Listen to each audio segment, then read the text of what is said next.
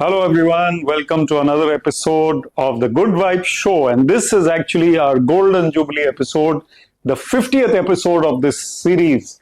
And we have with us a very special person today, Mr. Sanjay Kundu, former IPS officer, former DGP of Himachal Pradesh. Sir, welcome. Thanks, Vivek, for having me here. Not at all, It's sir. really a pleasure. Not at all. And it's a double pleasure because this is the 50th episode. Absolutely, sir. We had to have someone special. Although we don't have golden hair, now we have silver hair. So, golden episode. But, sir, we've known each other for so long.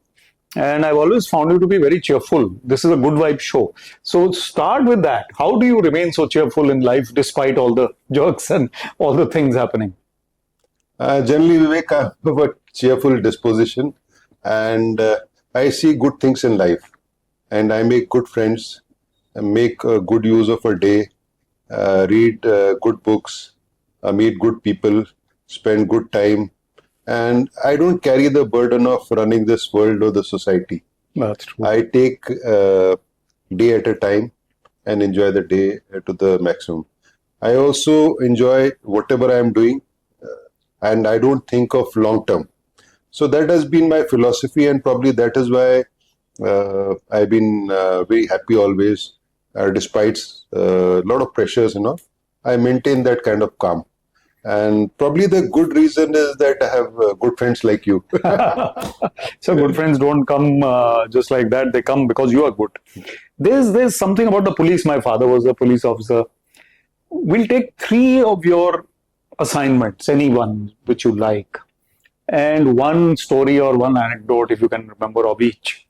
So you were talking about your days in Kangra. Maybe you want to talk about that. Maybe Sirsa, and maybe one at the DGP level or even Government of India level.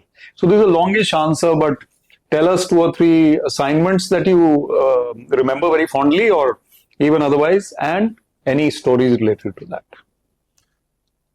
See, Vivek, I had about 35 years in the government, and every day was very challenging. It was very interesting. And luckily, I never had Khudda line postings, as they call. So I've been in the main line. I have had. So in fact, many times I had so many charges that I felt like there's too much of work on me. But being said that, I enjoyed every moment, right from my ASP days. So what happened is I served in Haryana also. This was the peak terrorism time. Punjab terrorism was at its peak. Absolutely. At that time, Mr. Kalyan Rudra was the DGP. And just before that, probably a massacre of RSS workers had happened in Mandi Dabwali. Yes. So I was sent there and I had a very good time. I spent about 2 years there. We solved a lot of these issues. We liquidated a lot of these terrorists also, a lot of these so-called generals, lieutenant generals. I was a youngster then and I had a good time there. And then state of Haryana slowly got out this terrorist problem. And then I've been having field postings, which are supposed to be extremely good in policing. And every posting was eventful, whether it was ASP, SP, DIG, IG, or additional DG.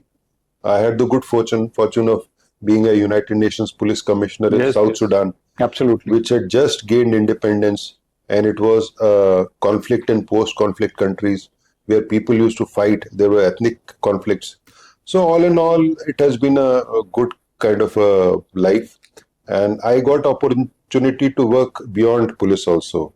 For about 2 years, I was in CM office as principal secretary, and some key departments like excise, taxation, information, public relations, principal resident commissioner, vigilance, then some infrastructure departments. Also additional secretary, joint secretary, Government of India. So it was quite a good kind of a career, satisfying career.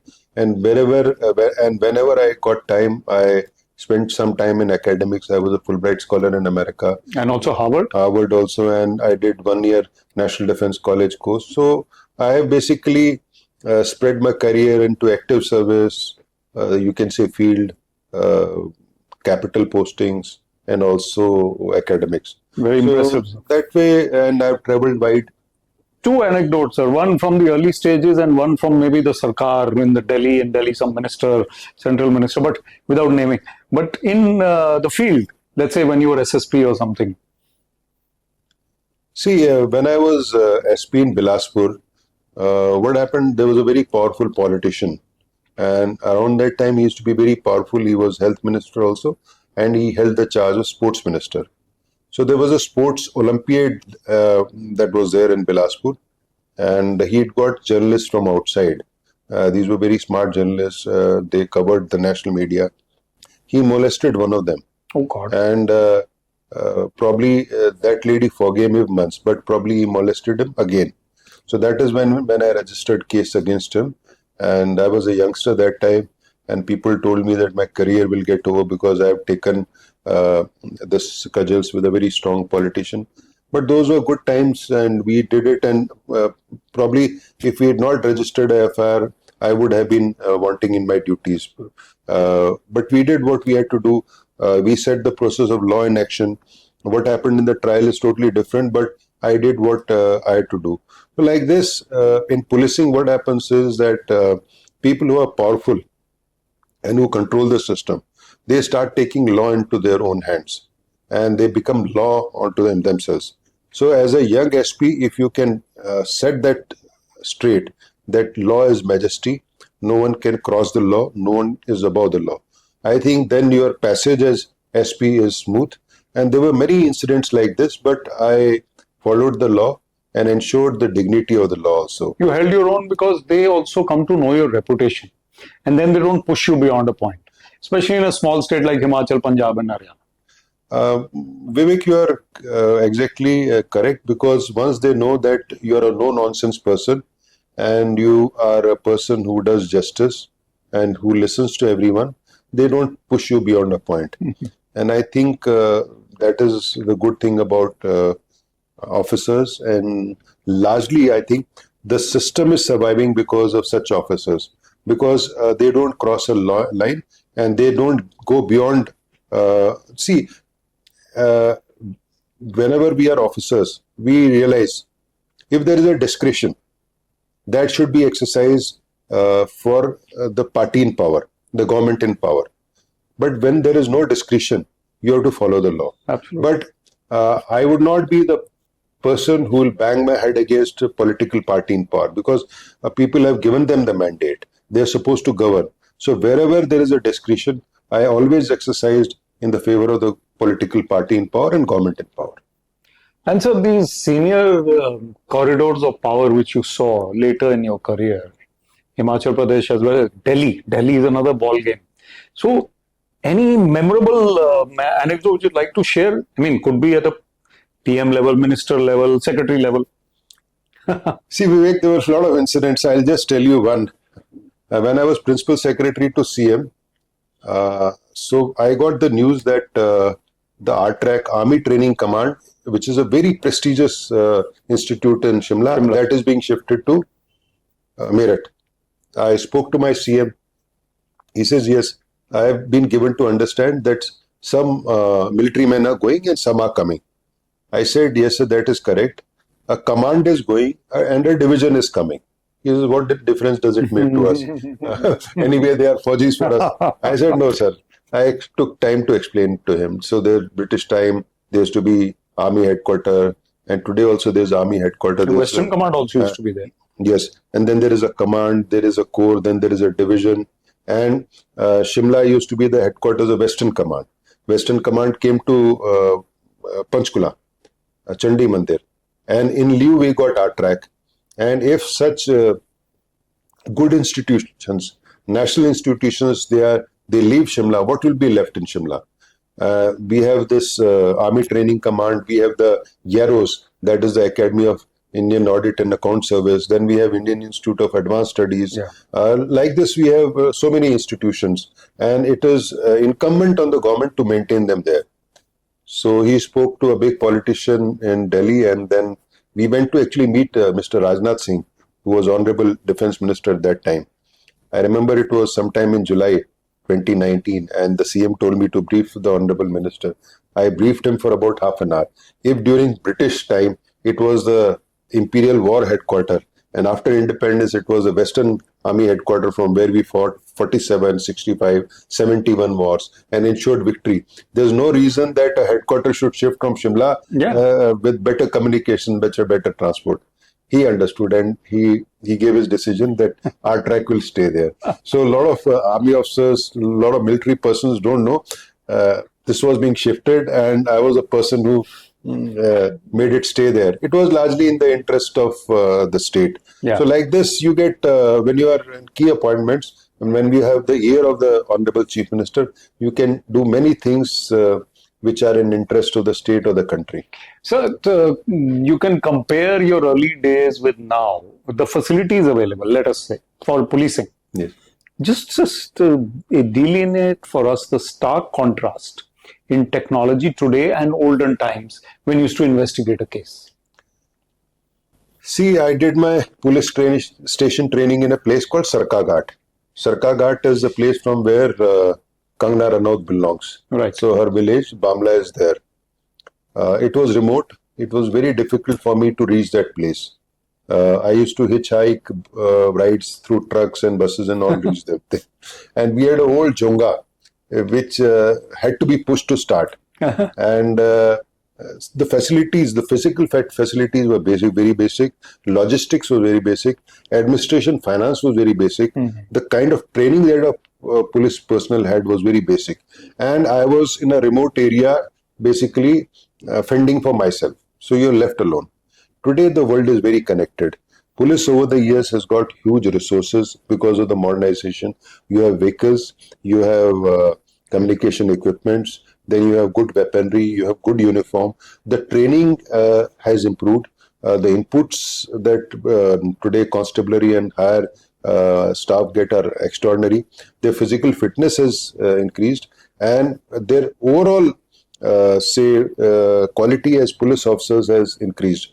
And today we can solve cases like this. And for a place like Himachal also, when I was DG, we solved huge cases. There was a 2,500 crore cryptocurrency fraud we solved. Like this, there were many frauds which we solved.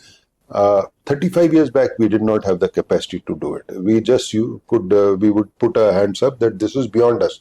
But today, any case, and I am very happy that I have given so many leads to the national agencies and others, which were top quality. And they originated from Himachal. Cryptocurrency, what we did, after that government got this act. Because we found that this was, and where was these crypto criminals targeting? Cases for land acquisition. Because as your roads get built, people get a lot of cash. And they don't know, and then they get greedy. In 1 year, it will get doubled. And there are a lot of employees in Himachal, especially Fauji's, and paramilitary who come back. They get a lot of retirement benefits, GPF and all. They want to invest in 1 year, they double. So a lot of people lost a lot of money. It's a very different time. Fraud has also changed and policing has to necessarily change. So you've served in this region, Haryana, Himachal, you know Punjab. Through your experience and your way of speaking, I would like to just understand the difference between a Himachali, a Punjabi and a Haryani through anecdotes, and just describe what is your experience. All the three are totally different. They were parts of original Punjab. So the DNA is the same, but there's some difference. I remember, I'll just tell you an anecdote. I used to be ASP in Nalagarh. Right. And around that time, terrorism was at its peak, and Mr. KPS Gill used to be the legendary DGP of Punjab. And we used to have interstate border meetings. And in one meeting, Punjab officials came, at SHO and all that. And around that time, there used to be a drink called Gold Spot. Orange wala. So we served those people. They said they do not take it. We kept insisting.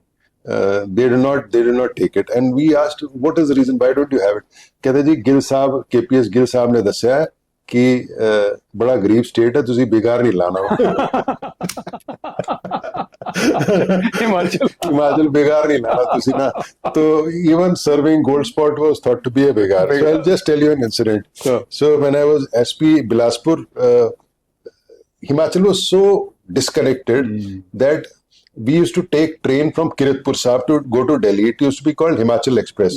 And it used to start from Una, and there used to be a stop at Anandpur Sahib and Kiratpur Sahib, and then it used to go to Delhi, reach Old Delhi early morning.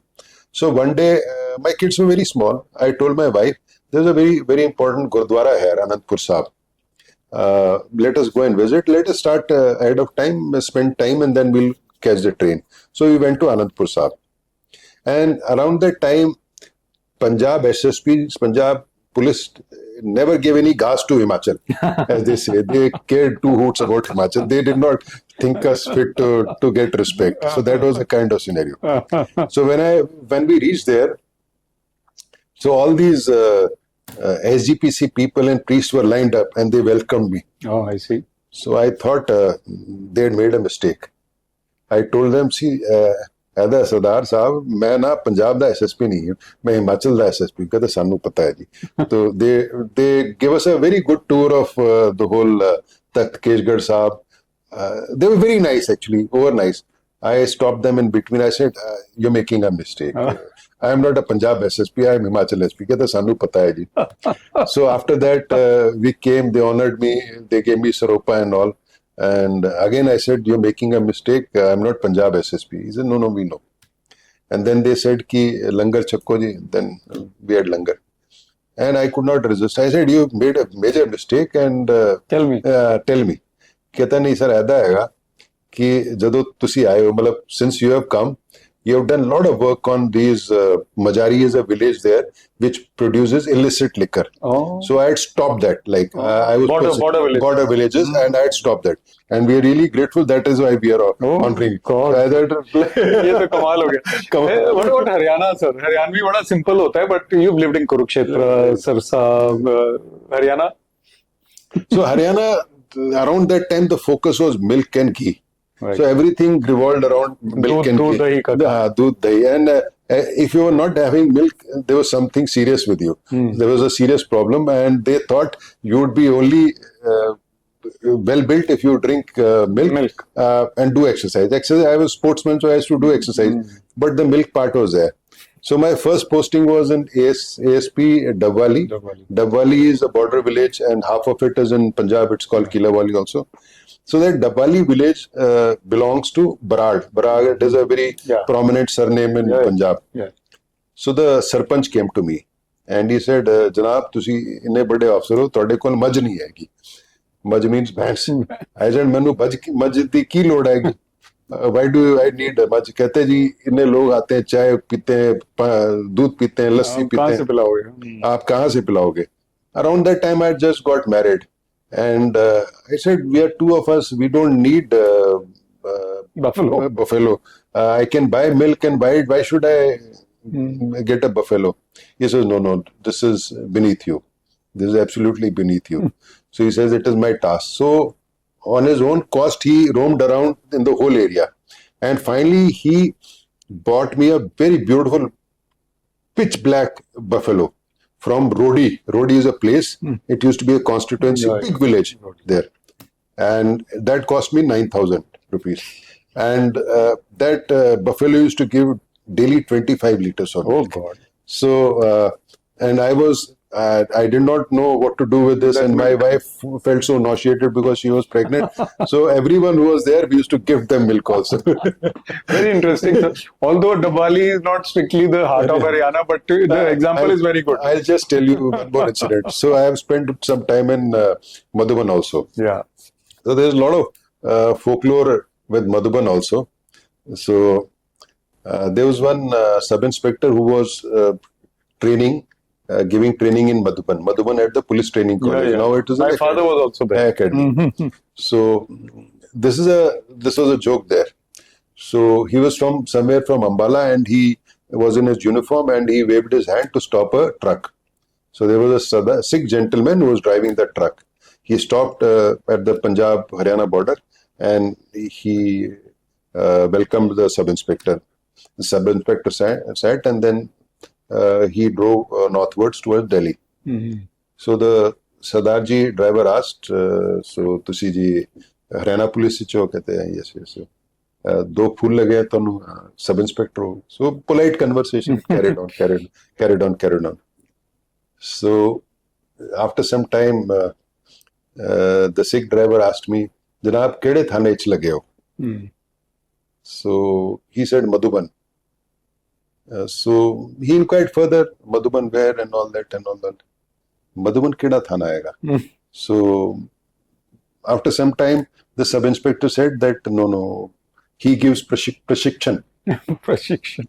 So the Sikh driver could not understand what prashikshan is. And he inquired further, but he got no answers. Then he got slightly confused. And finally, the Sikh driver asked him, "Janab, ऐ दसो तुसी बंदा फड़ सकते हो?" कहता नहीं. कहता बंदा छड़ सकते हो? कहता नहीं. कहता थल्ले उतरो. So ना बंदा पढ़ सकते हो ना छड़ सकते हो तुझे कादे सब इंस्पेक्टर हो. ठीक है सर, ये this is fantastic. But sir, now swinging back, young officers today, what nature of people are coming in and compared to before? What is the IS, IPS, PCS, HCS, police, DSPs? These youngsters, are they attuned to the service? Are they different from before? Is the requirement different? What is the difference in the personnel? See, India has moved ahead in last 40 years. Because the competition has got stiffer, I think they're smarter than us. It is much more difficult to get into the system now. Having said that, they come with certain baggage which we did not have. So I remember when I joined us, pay scale used to be 700, 2200. Right. Okay. And the gross salary that we had was so much, or something like that. Now they paid well. There was no social media, there was no media. We were supposed to quietly do our job, and our seniors and political masters would recognize a job well done, and we'll be rewarded of whatever was the system. Today it has become a media hyped work. So a lot of these youngsters are into big social media, and they spend a lot of time glorifying themselves. So the actual content, actual output has actually gone down. So a lot of it is because the nature of the country has become like this. They may be professionally more sound, but they're spending a lot of time glorifying themselves. So that was not possible that time because you could not do it. And they want to be in media, they want to be in highlight, they want to be in social media. Then second thing is their expectation from service and the nation are too high, which we did not. We just had come to serve. And we realized that this is a place where actually you serve, make a name for yourself. It is not a place where you can become rich. So, but the narrative in the country over last 30, 40 years is that a lot of people who have become rich have got away with the system, no? And they've not been. Yeah, they've not really been. So, third thing is that around that time, we did not cozy up to politicians as much. But today, youngsters have realized because the ultimate power in democracy is with politicians, they have started cozying up with politicians very early in their service, which we avoided, which was totally no-go at that time. Sir, I have a leading question, which is very important now. You have that experience of IPS. You have worked at non-IPS postings. The executive you have seen. Today's scenario, sir, we lack leadership qualities. I won't say skills, but qualities. In the politicians, in the bureaucracy, in the corporate world, in the international leadership, we see, you see the leaders of today and who is the role model. What needs to be done by society? It's a larger question. In education, to prepare leaders of tomorrow. You're correct that leaders have to be people with leadership qualities and vision. Today they become managers. Manager is managing the system, managing the scenario, and basically the brass tacks kind of a thing.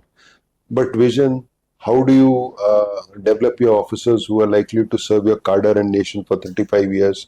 How do you think big? Taking a long view, that has actually gone. And I think it's because of lack of confidence. But I can tell you that when I was DGP, I was there for 4 years. I realized that it is my job to train young IPS, HPS or sub-inspectors or constables very well. Right. If I invest in their training, they're likely to deliver the return on investment for the government and people will be very high. Very high. Second is, I realize that world is moving very fast and the leadership qualities and abilities of our officers has gone down. And so you need some kind of refreshers. There are a lot of successful people all over the world. You'll be surprised that every week I used to have leadership lecture seminars in my series in my headquarters. Former governors have come, former ambassadors to US, UK, then Bollywood stars like Anupam Kher, CEOs of big successful CEOs like Tech Mahindra. Right. I used to get people from all over the world to give a view, give a long view. And there were critics, he says, we are into policing, how does this matter to us? Why should I know about foreign? They need to have. So taking a long view and making a rounded personality. So when an officer enters a room, it should give confidence to the political leadership also, to the others also. This is a new, good man. And this is the best we have. Yeah. There's no way, this is my feeling, if we don't invest in officers and they are going to produce results, that's not going to happen. We will have to invest in our officers. It is quite likely that many of them will show results. It is likely, not all of them, but many of them. Many of them. But it is almost impossible that we don't invest in them and they show results. That won't happen. So this won't happen, and we cannot be just sitting like this. Whether it is Chief Minister, whether it is DG or Chief Secretary, my Chief Minister also has to convince him that it is your job. You are the head of the political and services in the state. It is your job and duty to see that officers who are allotted to Himachal, they are groomed and trained properly so that they serve the country. I think if at the political leadership and probably administrative leadership level, they take interest, it's not a difficult task because generally the officers are very smart. Any one more point that while closing, while apart from this, that you feel India needs to adopt going forward? How hopeful are you of India's future, and what does India need to do to improve as a nation? Very large question. See, it's a very large question, and see, the time of India has come. We are about 146 crore people, and our GDP is growing. Our hold on science and technology in the world is also growing.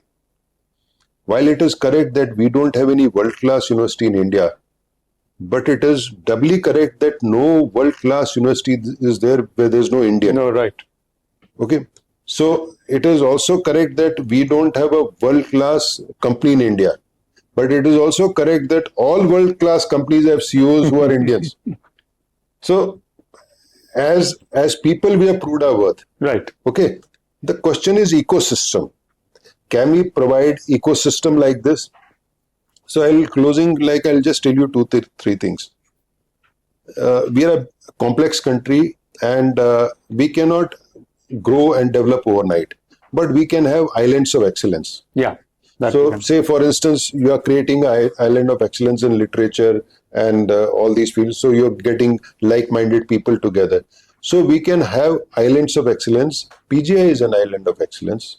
Okay, NIPER is an island of excellence. Like ISRO is an island of excellence. DRDO is an island of excellence. Department of Biotechnology is an island of excellence.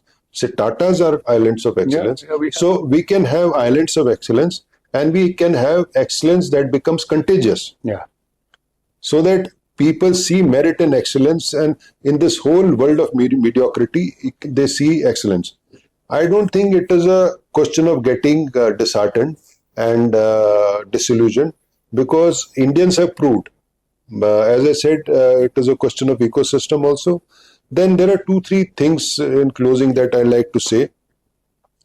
First is you need to know, you need to be on the right side of the road.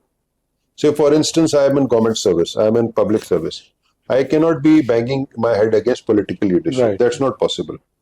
I am at the pleasure of the governor, I am at the pleasure of the government. I have to work with the government. Then I need to prioritize in life. I cannot be doing everything every time. I need to prioritize. So when I was young, sports was my priority. When I retired, something else is my priority. You need to change your priorities. One more thing is that you asked, this art of patient listening has become almost zero. Eroded, yeah. Earlier, officers used to listen, and officers were known that ये सुनते हैं, ये अफसर सुनते तो हैं ये, फिर करते हैं. वो बड़ी बात है. वो बड़ी बात है. So if a person comes to you from 200, 300 kilometers, spending time, हाँ, at least you can सुन तो रहे हैं आप. सुन हाँ, तो रहे हैं. बिल्कुल ठीक बात. So, but I think our time has come, and what we need to do is, we need to develop the next generation of leaders who are in their 20s, 30s today, and say 20, 30 years from now, they will be in 50s Yeah. when they'll be heading these organizations. And these leaders don't just have to be political leaders. They have to be in administration, they have to be in teaching, they have to be in, say, finance, they have to be in cinema, Doctors. everything. Everything. So when a country grows, all the cylinders have to fire together. True. We cannot be just limited to certain things. But I see great future for India, and I'm very hopeful that good things are going to come. I think it's a wonderful statement, sir. I really learnt, and also I think our conversation was very comprehensive, from the little tiny bits to the world view. I think the anecdotes to the seriousness, and for a Golden Jubilee episode, I think it was befitting. Thank you very much, sir. Thank you. Thank you for being here. Thank you. Wonderful.